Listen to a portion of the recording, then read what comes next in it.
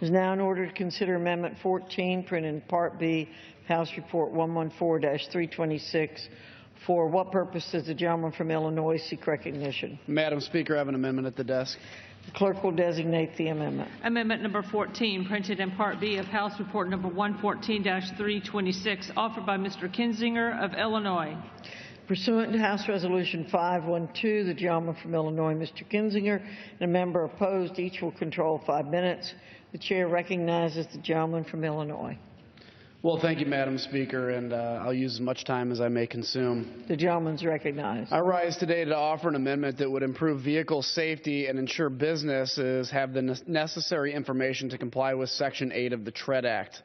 Every day, professional automotive recyclers sell over 500,000 original equipment manufacturing parts, which are harvested from total loss or end-of-life vehicles and resold to consumers, repair shops, and dealers. These parts are designed by automakers and are manufactured to meet their requirements.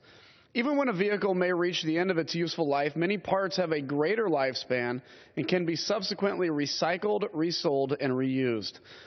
This offers consumers with additional choice to purchase a quality recycled part at a lower cost.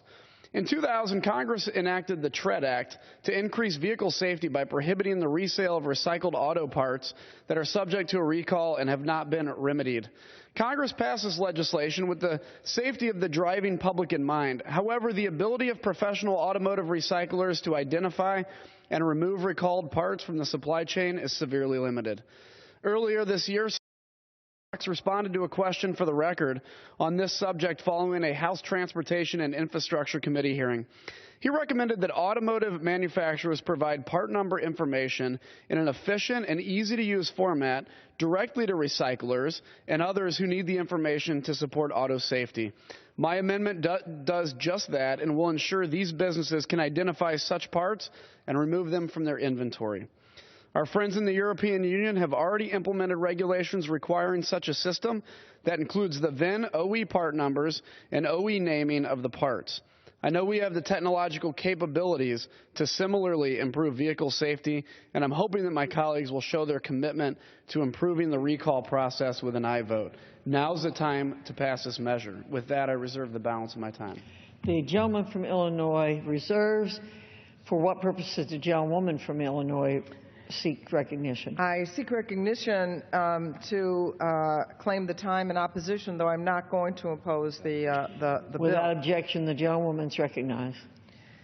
And while I'm not going to oppose the bill, I do have some questions about it. It seems to me that this amendment is not likely to be all that effective in getting defective parts off the market for this reason.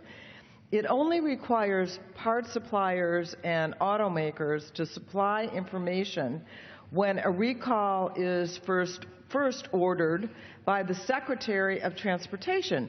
It does not apply in the most common recall scenario when a manufacturer provides notice of a recall.